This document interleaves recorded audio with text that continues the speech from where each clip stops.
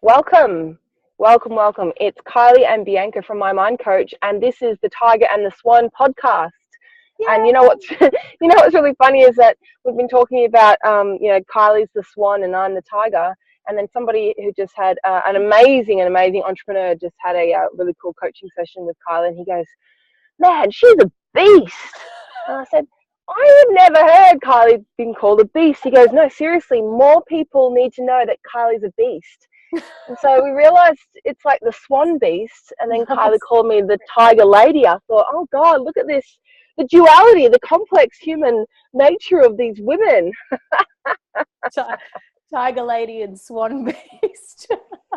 It's turning into like mythical proportions. Yeah.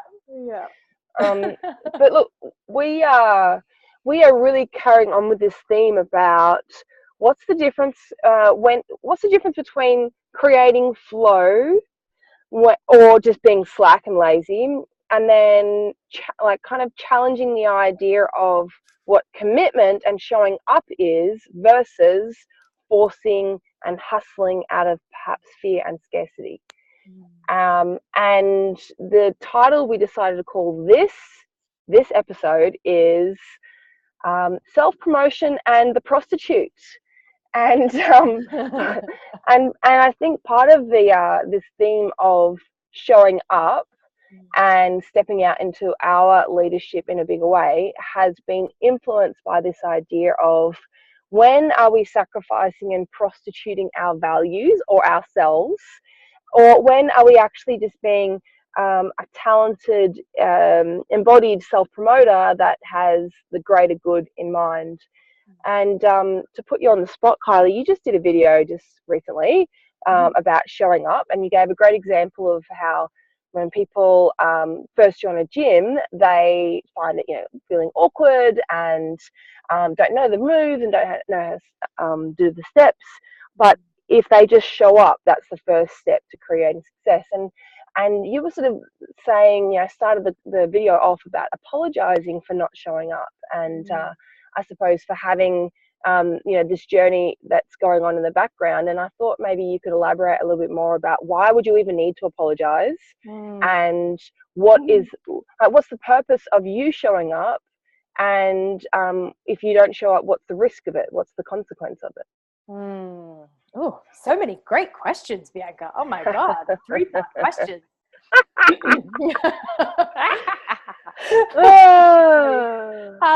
Okay, so gosh, I feel like I've kind of, even though we've been building our business together over the past year and kind of rebuilding it, and we've been running events, we've still been, doing blog posts and things, but I feel like I haven't really been as visible on the interwebs as I could be, and I feel like I've kind of gone into the underworld. I gave a talk the other day for my friend Benny Lucas, who runs an award-winning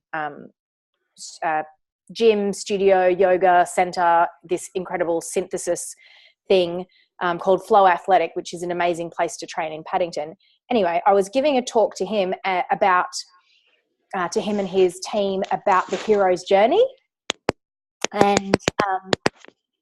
and it's basically this idea that when you go through a transformation, that you leave the ordinary world. So it's like based on Joseph Campbell's The Monomyth, and this hero's journey is like this archetypal journey that the hero goes on when they transform.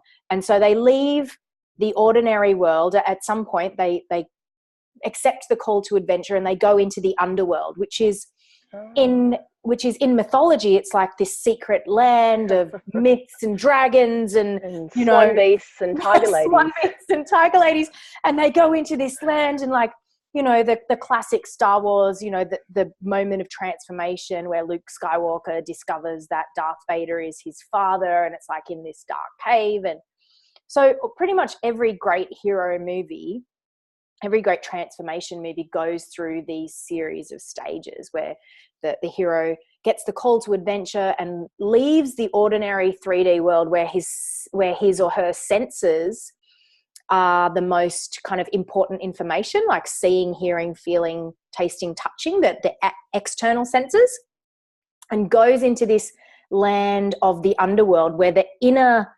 senses are the more important guideposts of the experience. And it kind of enters into the void where things aren't clear, and you don't really have your footing. And it's almost like that, the classic butterfly, caterpillar to butterfly in the cocoon, where everything is in the void and the whole being is like a soup. So that's kind of what I feel like we've been through in the last year. And I feel like I've kind of been in the cocoon. So even though on the 3D level, I've still been kind of, we've been running our business, we've still been showing up for events, we've still been doing things. But this emerging next level leadership of me has been inside this cocoon. And so I kind of haven't wanted to, I've had ideas, I've had great insights, I've had incredible revelations, but I haven't really shared that and showed up in the external world, in the ordinary world, because I've felt like I maybe haven't had it all together, or I didn't have clear answers or something. So I wanted to apologize for kind of going into my hermit cave, I guess, because I know that there's a lot of people that follow our work and enjoy when we share our insights. And I felt a little bit like I've left some people hanging, like, I wonder what she's doing, or where did she go, kind of thing. I think it's also the reason why reality TV, is so addictive, is because you want to see also behind the scenes the muck. You want to see the drama, or you want to see the vulnerability or the struggles. And I think it must have only been about a year ago. That was the first conversation where I was like, that's the first time you've actually ever told me. Maybe it was 2 years ago. Maybe that's the first time I've ever even really heard you like talk through a conversation in tears. I was like, oh, thanks. I was like, how come you've never spoken to me about that stuff before? You're like, I'm telling you now. I'm like, well, at least we get to know each other better now, So I think that's probably like, there's always that keen interest to understand not just the insights that somebody gets to when they're at the top of the mountain. Like, everybody knows the top of the mountain is awesome, but what about like all the lions and tigers and bears? Oh my, the journey, the journey that you had to get through, and it's like, it can be a real ring of fire, like. Totally. It's like this baptism by fire that you can be going through, and it's really valuable to share the periods of self-doubt. I think before that I was like, do you actually get upset about things? I didn't know that. I do occasionally get upset about things, much less so than I used to, but yeah, absolutely. I still have meltdowns, and I still have breakdowns and breakthroughs. The last time I was teaching my NLP intensive, which we're halfway through and about to go into another week-long intensive in a couple of weeks. Halfway through that intensive, I had a huge realization and a massive meltdown that night, and I called Christine, one of our trained coaches, and I was like, I need you to help me through this thing. And so we did one of our processes to break through it. So I think I probably don't show it so much, because the minute I have a breakdown, I have a tool to like step into, like I really go, I go full at it. It's like, the wave is crashing on the shore, and I'm like, dive in and go through it. And then so on the other side, and it's like, seagulls and the sun is shining.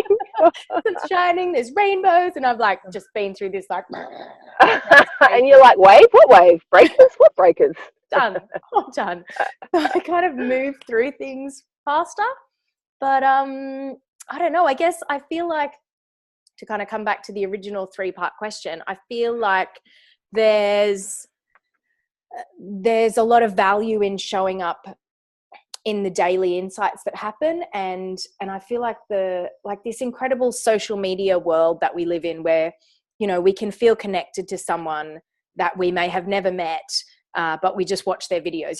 There's people on the other side of the world that are, I consider teachers and friends that I've never actually met in person, that I watch their videos and they watch my videos and we chat to each other. And I feel like we have this soul connection, but we've never actually met in physical reality. And I'm sure one day that will change, but it's an incredible world that we live in, where we don't have to be in the flesh together to have a resonance and to experience connection with people.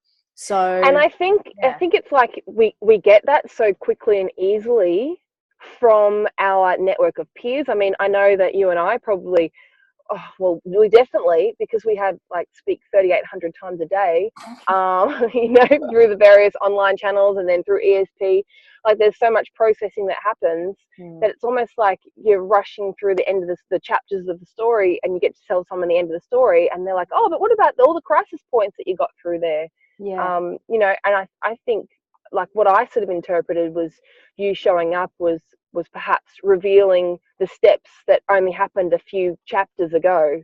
Yes, yeah, revealing more of the steps along the way, and kind of showing up in the journey, not just at the end of the journey. And I feel like that's my commitment, is to just keep showing up and showing up in that commitment along the way. And it's interesting because I have a belief that it's not necessarily, like, if I was in a like total meltdown, I probably would want to work through it before I showed up in a video, because I don't think it's that valuable for someone else to see.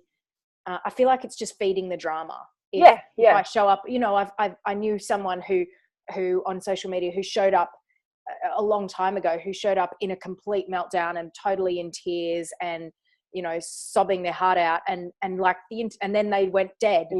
They disappeared off the internet, and everyone went nuts because they're like, oh my God, this person, like, I'm so worried about them, what's happened, like, how are they? Blah, blah. But they probably felt better after venting. They probably felt better. Yeah. And so they went on a holiday and took a social media break, and people are thinking that this person's doing all sorts of things. So I feel like it probably feeds the drama if someone shows up without, I want to have something valuable to share, so I can say, hey, I just had this meltdown and this is what I've learned from it. I feel like that's more valuable than showing up in tears in the moment. Yeah, absolutely. And so I think my parallel is, like, I went to the gym the other day and I was feeling super charged up and loving it, and I'm like, yes, I can feel like what I have to offer right now and what I can share right now. And then by the end of the set, I was that tired and exhausted and realized I had all these other jobs to do. I was like, now this video that was an awesome idea, 12 minutes ago and 50 step-ups ago, now I just feel like I'm dragging my chain. So there was that sort of thing of going, do you still force yourself to do some level of self-promotion, or that wasn't really, it's kind of like being committed to the grander vision. And we spoke about that in our last podcast, about having this idea, instead of leading with being mothers of small children that sometimes get tired and overwhelmed, as opposed to mothers of all the children of the world who need help. And it's like in those moments of decisions where you go, oh, I'm too tired anyway and I'm not going to do it. That's where I wonder, am I giving up on that big vision? Should I be forcing myself, or is that forcing the point? So that was one little thing that I think, feel like you saying, just at least showing up allows me to create the habit, and who knows what will happen after the habit. So like, never, like, battling this idea that you don't have to be super inspired and creative, you just have to be committed. And then the other part that I know that I've been rebelling, and you and I have been having these conversations, is kind of like rejecting the female form, or our own female form, because for me there's a part of me that goes, well, I'm way more than my body, so why would I ever be so visible and so like, look at me, that who really cares, who even gives a crap about that? And because we have come through such a the ring of fire, if you think about the last 10-15 years of really not attaching our worth to our external form, and as a result our external form actually increases in its reverence and its frequency and its photogenic appeal, and then I actually feel like whilst I may enjoy my athleticism, my physicality, with myself, with my husband more freely, it's like I don't really feel the need for the external validation. So then I've also pulled myself back from social media and doing this kind of post that, you know, I did before. But then there is actually a part where I know that women would also actually stand to more attention if I did photos of, hey, I'm showing you how I'm trimming my, you know, my distended belly with all the stretch marks back into a six pack. And it's just like, it's getting there. It's a gradual thing. It'll happen. But if I take a photo of my abs, and I've done it and I've tried it at different times before, I actually feel a bit sleazy and dirty if I do it. But on the flip side, if I will see other women flaunting their body and get shitty about it. So it's not like I'm trying to be something I'm not in that moment. Like I'm not admitting to myself what actually it means to me and what it could be. And you were we were kind of trying to explain this idea of the prostitute archetype. Yeah, I had this idea. So if I'm to explain, so just a quick rundown is based on Caroline Mace's work on archetypes. She's an incredible medical intuitive, has some amazing books, and is totally worth following and looking up and looking into. So this, what I'm about to say is based on her work. So she has discovered that there are these 4 core archetypes of soul stamina that we kind of use to build our strength so that we can embody our mission more fully. And they are the child, the victim, the saboteur, and the prostitute. And so when I was preparing this talk for Flow Athletic, I totally over-prepared on the content as per usual. So I prepared an entire day's worth of content and was only had an hour to do a keynote. So anyway, I had this incredible realization about the child, which I never got to share with them. So I'll follow up later. So I'll share with you now. So the child gives you the space to become the adult. The victim the victim is the part of you that can surrender so that you can build strength and become victorious, the victor. The saboteur that kind of protects you by eating away at your vision, by going, you can't do that, or you can't do this, or this won't work, is actually trying to protect you. So the saboteur relates to the protector. And the prostitute who sacrifices her truth, or his truth and vision and soul's purpose for material safety. Okay. So the prostitute who sacrifices their truth, their integrity for material safety, so they might sacrifice their body, they might sacrifice their truth. It's the part of you that negotiates yourself to fit in with the world. So you might go, I would never sell my body. I'm not a prostitute. But if you moderate yourself in any way to fit in with society, that's your prostitute that does that. So the big aha moment was the prostitute sacrifices their truth and their body for safety, and the hero sacrifices their safety and maybe even their body, will sacrifice their body for truth, for a greater truth. Yay! How good is that? So the prostitute and the hero are opposites. Is that what you figured out? Yeah. That's so cool. That's not in Caroline Mace's work that I've uncovered yet. Maybe it is. You are amazing. Have I told you that lately? Oh my God. The prostitute that's negotiating himself for safety is the complete opposite to the hero, who will sacrifice their body, will do whatever it takes to embody and live for that truth and that mission. And that's where I feel like the difference is, because we've not wanted to be seen. And when I see other people out there in the world who are kind of prostituting their bodies to hey, I'm an Insta model. Hey, look at my flat abs. Here, buy my $50 thing, my diet guide where I'll show you how to get abs like mine, which are probably genetic, most 9 times out of 10.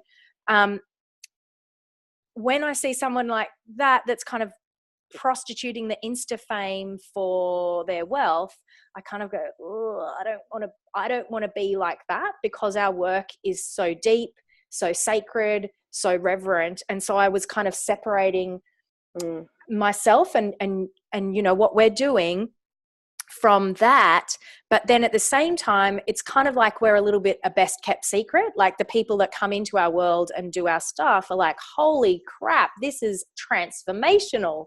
And lots of people don't know about us because we haven't been promoting ourselves. And get this, when I was thinking about the Prostitute before, my dad literally, like when I was unpacking it and going, hang on a minute, like, why is this irritating me? Because if something's out there in the world irritating me or annoying me, that means that there's something that I have disowned within myself. And so I did some self-inquiry, followed this series of questions, and I discovered that it was my inner voice of my dad that was going, oh, you're a prostitute if you do that. And I clearly remember the time when my mum was up on stage singing, and she just started singing again after years of kind of not doing it. And it was one of her joys and passions. And I remember him saying, every time you're up on stage, you're prostituting yourself. Wow. And so that's been like this inner battle within me of not wanting to be up on stage, because that part of my dad that I've internalized judges that part of me that wants to be up on stage. So there's this kind of inner battle. And so it's been stopping me from stepping into my own hero that is willing to do whatever it takes. And yeah, if I post a picture of myself in a bikini because it's going to get more attention for the deeper work that we do, so what? Yeah. So what? Yeah, because I wanted to also bring to the table the many conversations we've had, and how many times we've felt really, really shitty about the quality of self-promoters who suddenly call themselves coaches. They get a bit of experience, they learn how to do something themselves, then they say, hey everybody, this is how I got it, here I can teach you how to do it too, do it my way. But it's like a business in a box, or it's like a paint by numbers fitness system, or it's actually just their genetics, and suddenly they call themselves a coach. And it's an unregulated industry, and I understand that.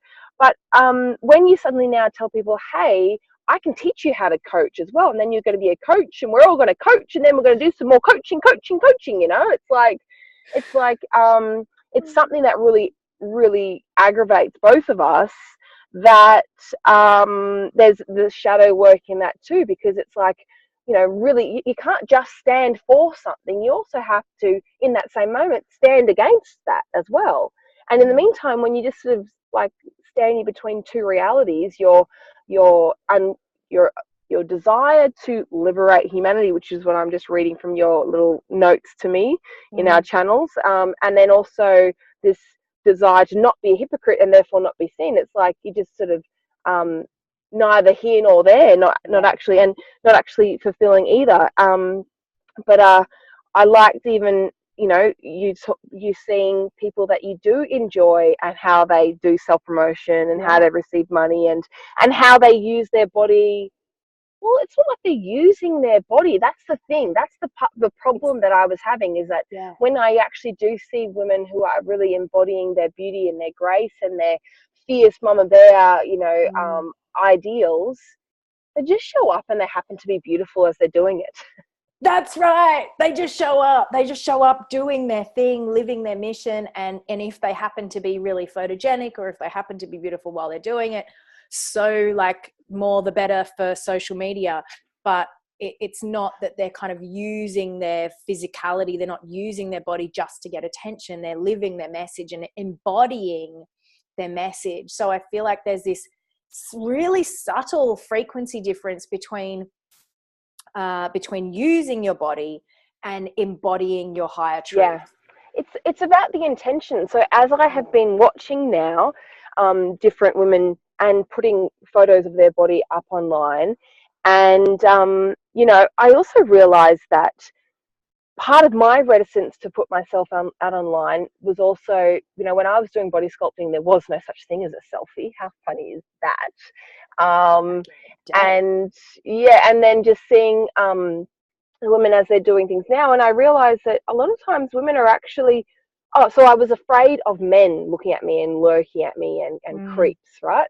But actually women are selling their body to other women because they actually are still thinking about what it's like to be desired to be through the male gaze. That's right. So it's still like when a woman puts a photo of her gorgeous feminine body and then is like doing a booty shot or a twerking shot or something like that, and it's so funny because I always look at these photos and I go, so did you like actually ask your friends to go like, hey, I'm going to go pose for a candid shot right now, and I'm just going to like how many shots and how many photos did you do to take this of me? But at the same time, my reticence to doing it was that gross, creepy guys will look at it, but these women are actually doing it for a lot of part of it. It's because their customers are women, so it's not even what I was rebelling against anyway. And I think my journey is that I think my theme has been a little bit more lately is about wanting to live life more intentionally as I notice myself get ricocheted between these time barriers of babies and nannies and daycare and trying to do gym and all that stuff. And I just still see myself bouncing from things I don't want. And I was indecently assaulted when I was 11 in a park, and I had sticky stuff on my legs. I ran to the toilets and I washed things off my legs, and then came out and there was a man there and he sort of pressed me up against the wall, assaulted me, I screamed, and then that was it and over. And my 11-year-old mind in that moment said, look at that, if you had have gone into the toilet and actually used the toilet, he would have found you, he would have trapped you, and he would have raped and probably murdered you. So in my mind, I said, you are only ever one minimal decision, one super basic decision away from being raped and murdered. So you also have to make sure that every other woman understands that she's only ever one really, arbitrary decision away from being raped and murdered. So I turned my victim into aggressor, into aggressor on behalf of women. I built up these walls, and then that's what I think I had a really polarizing relationship with my body, because as I would get lean and create this ideal body, it's like I didn't want to be valued for my body, but I desperately did. And then when I would get there, I just like the sensuality, the attractiveness, the attention freaked me out so much, so I'd rebel against it. And so I think it's like now coming back again, full circle, again in the spiral, and I'm sure I'll come full circle back to this moment again, is realizing like, regardless of what my body looks like on the inside, on the outside, it's the care that I take. And as I show who I am without a mask, I might be doing a workout at whatever body fat percentage, and putting that on social media. It's like in the intention, the intention is what matters. Not the process or who set it up or who twerked or who isn't. And whilst I'm looking at what other women are doing, all I'm doing is trying to bring it through this broken prostitute filter of going, would I do that or wouldn't I do that? And you were sort of saying like this cool little thing of, am I willing to get over my idea, am I willing for other people to think I'm a shameless self-promoter in order to fulfill my vision? And you're like, maybe. But maybe. But then what helped you get over it? Well, it was like, am I willing?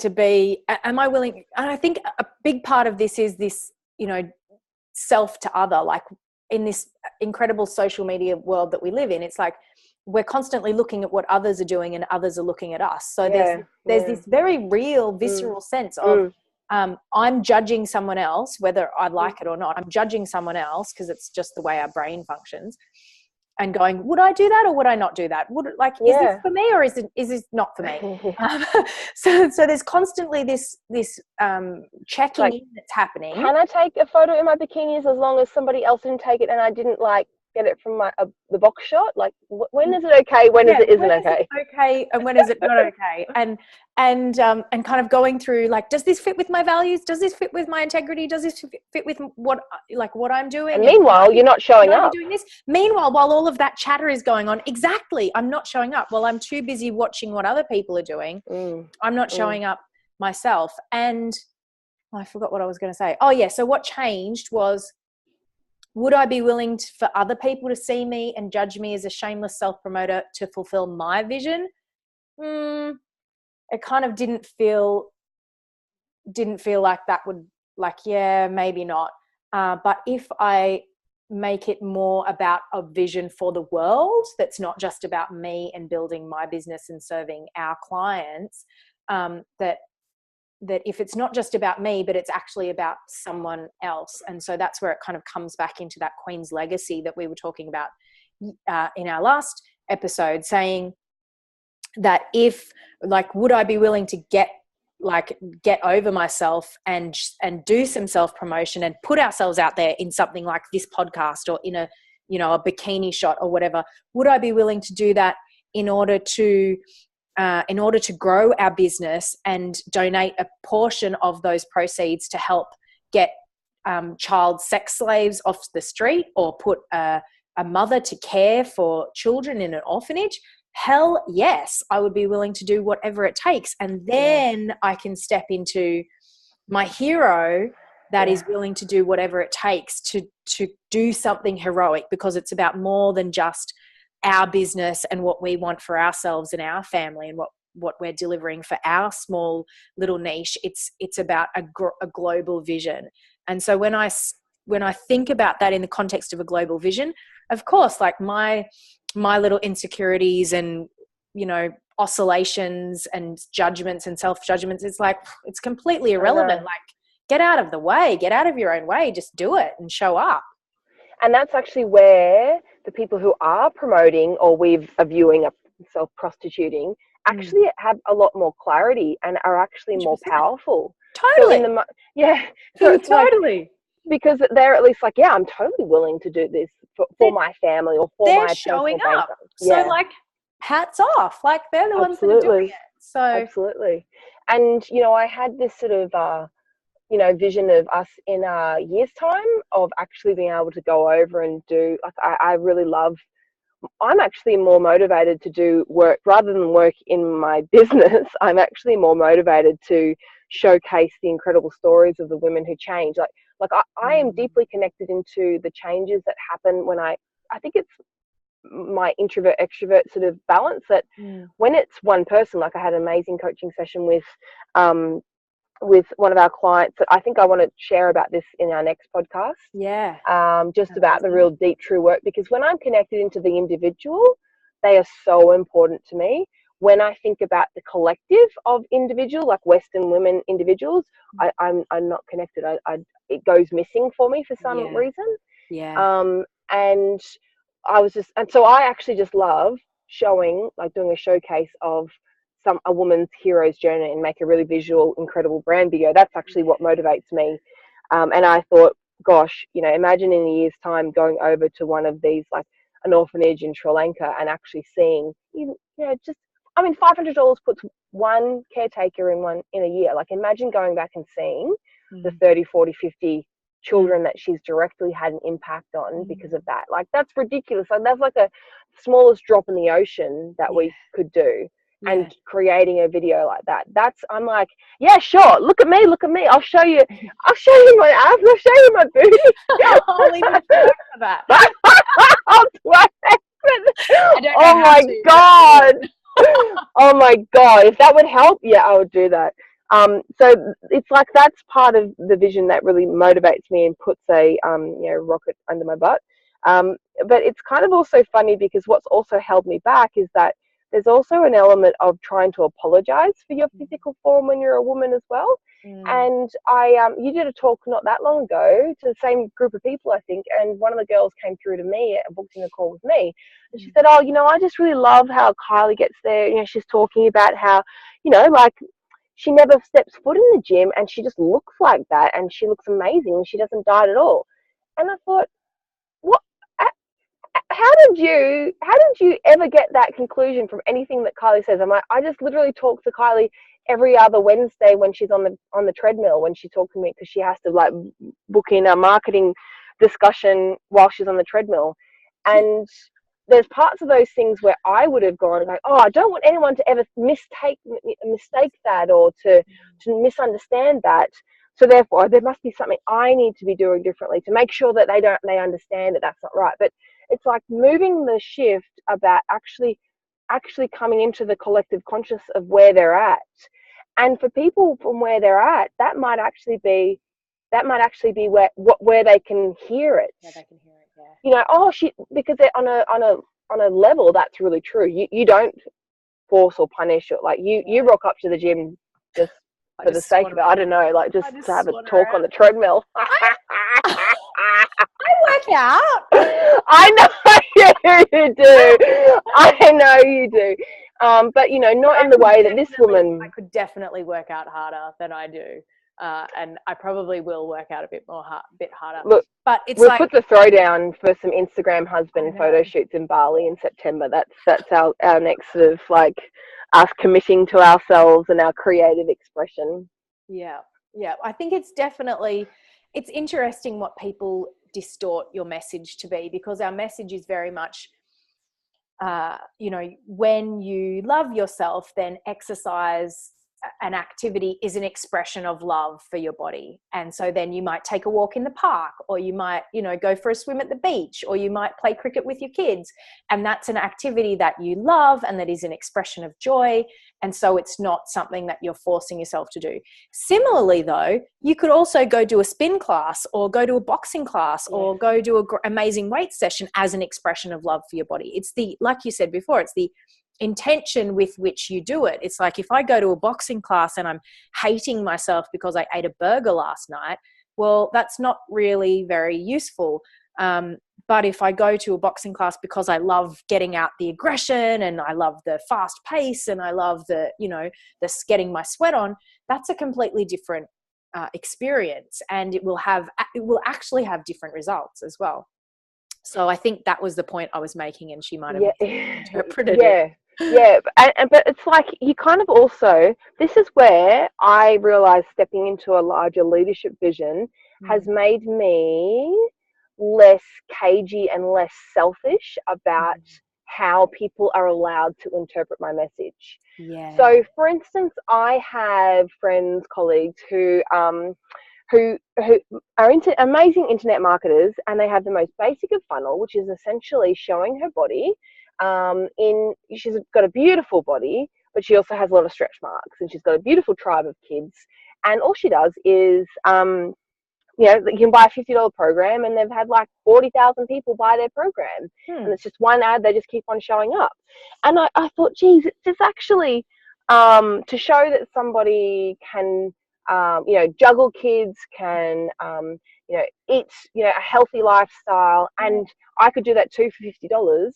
That at least, on the other side of that, of course, there's a lot of hard work, and people recognize that, I think, in the moment, but the hope is right there. And you can't do anything if people can't at least invest in their own hope. If they don't have a transaction on that hope, like, you're neither here or they're neither there, and you're trying to tell them how they're allowed to imagine and how they're allowed to dream. And I think, being in Taki Moore and his beautiful wife, Kiri Marie Moore, being in their vortex of them just showing how, like, I just was putting way too much emotion in terms of my work, and the level of sort of discernment somebody was allowed to have or had to have before they could come through my funnel. And that was really getting to this place of like knowing that that diets don't work, and you're not going to be sleazy and self-promoting, and that's what I don't stand for. And then now I'm having this flip of going, like, that's not my job. Like just show up the way I want to show up. Don't worry about how somebody takes it or doesn't take it. Let them, like how rude is that of me to tell a follower what they are supposed to think before they can act on their soul instincts and their soul purpose. Yeah. You know, and then just kind of like seeing how Taki and Kiri Marie do it with such an amazing amount of presence and integrity and vision for a bigger future, a bigger possibility for everybody. I'm just like, get over yourself, Bianca. Pull your finger out. Hell yes. Hell yes. And that's what we're doing, I think, is that now it's time to emerge from that underworld of transformation and going, oh, okay, we're doing this deep inner work of facing our own demons and our own self-doubts and our own, conflicting beliefs and parts, and going, you know what, it's actually time to come back into the ordinary world. It's actually time to show up. And that's the coming full circle of the hero's journey, is going, they go into the underworld, they have a revelation, they have this death and rebirth of like this old self that they leave behind and the new self that emerges. And then they need to come back up into the ordinary world and share their revelations with the people that stayed behind, with the people of the ordinary world. And I think it's time for us to come back up and start to share the revelations from the work. It's like, it's why it's just so important to have mentors, to have people around you who think on even a higher level of, context than you do. Because what I've realized is there are lots of uninvestigated decisions that I've made that I've carried on. Because, for instance, if I think about why I made those rules for who gets to come into my business, it's because of frustration that I couldn't actually convert them in a sales conversation. And did that frustration come because I probably could have been a better coach? I could have had a bit more skills. Absolutely. I was a personal trainer back then when I made those kind of ideas. Like, that was 10 years ago. I'm a completely different professional now. There were decisions that I made out of times of lack and scarcity where, the frustration was also that, they should pay me money because I've spent an hour on the phone with them. So there's like all these, it's like you have to continually have the courage to keep on looking back at those past decisions that you've had.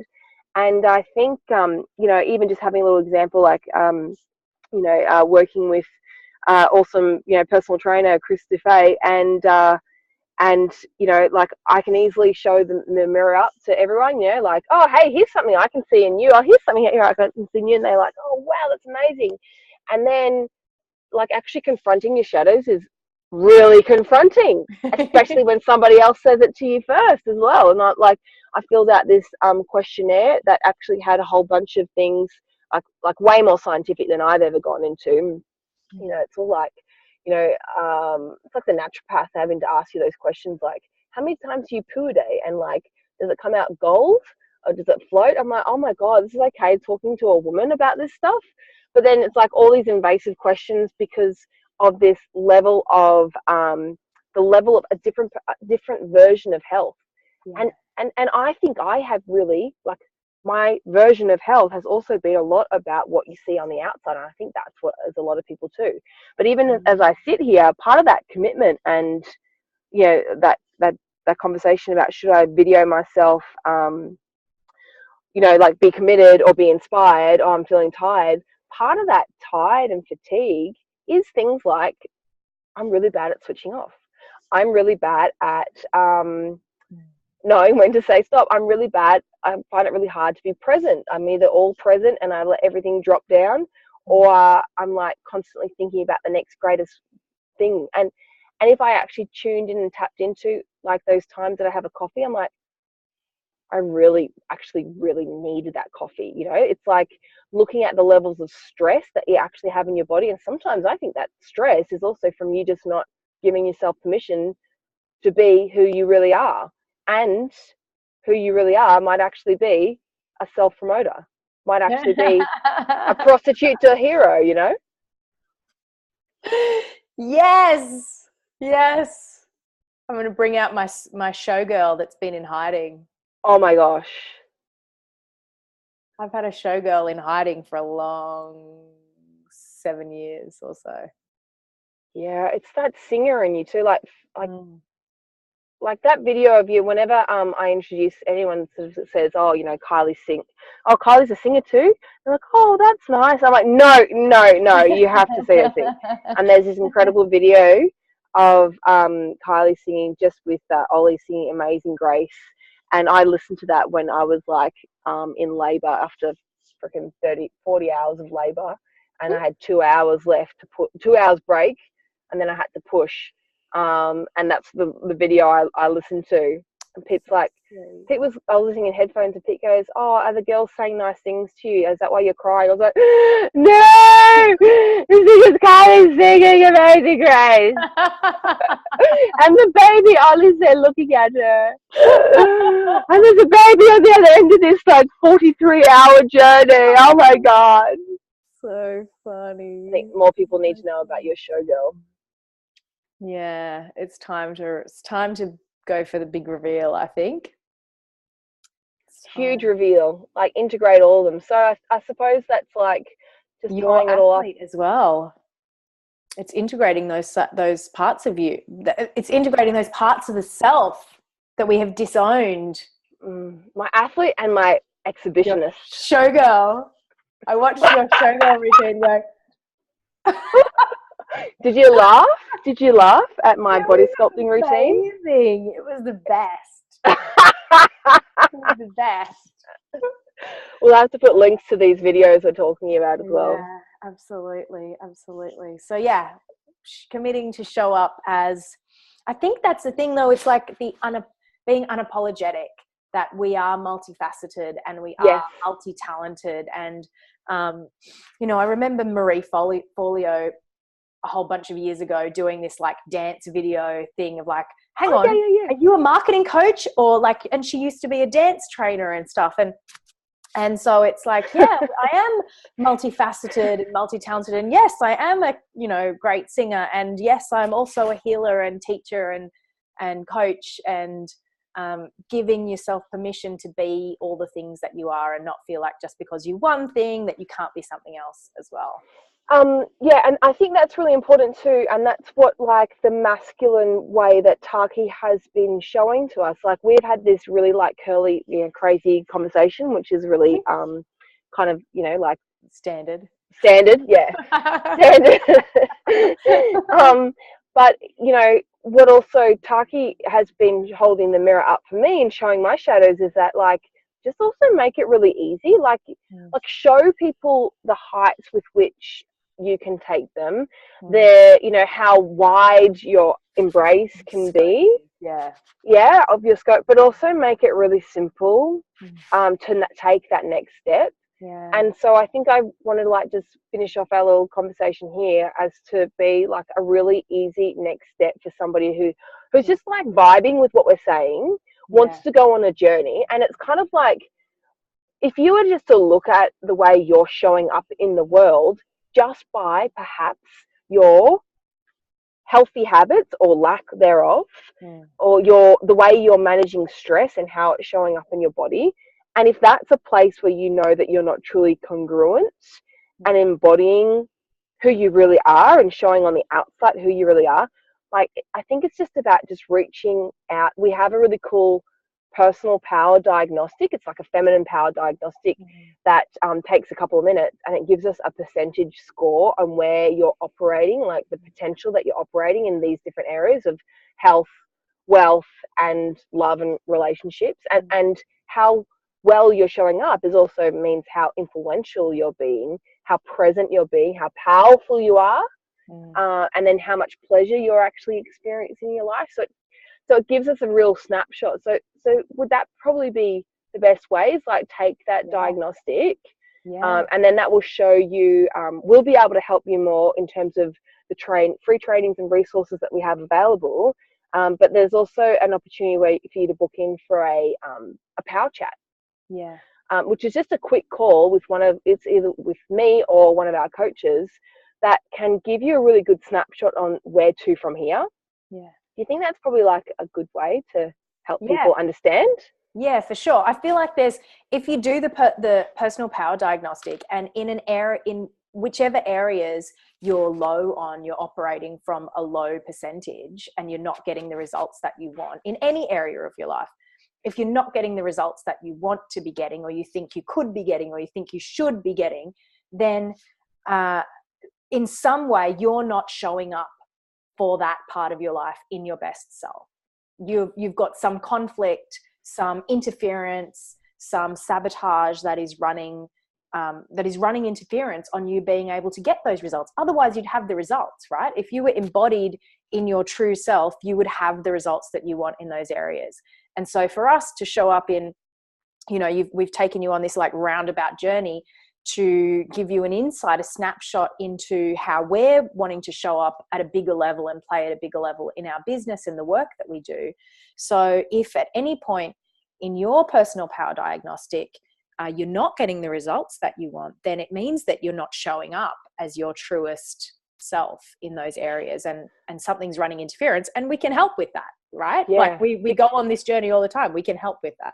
Because some of the questions also, you might be doing really well in, say, your relationships, but then there's one question that maybe you score a 0 at, and it actually blows the whole, the whole embodiment, your whole presence wide open. We can crack the code really easily because we can see how it links. It's quite fascinating to learn more about. My genius zone is really seeing those patterns and how it shows up. And I think that kind of would lead us into our next podcast, because I want to talk about how sometimes this health, weight, I think even just experiencing presence and pleasure within your body, like actually be able to show up within your body, how that can be really demonstrative of much deeper, darker places that have been affecting you in every area of your life. And it's a course correction. It can be such a small, tiny seed that can create a massive course correction, which is what we do in the coaching sessions, and how it can throw you into a whole new orbit, as it has done for me and for you so often.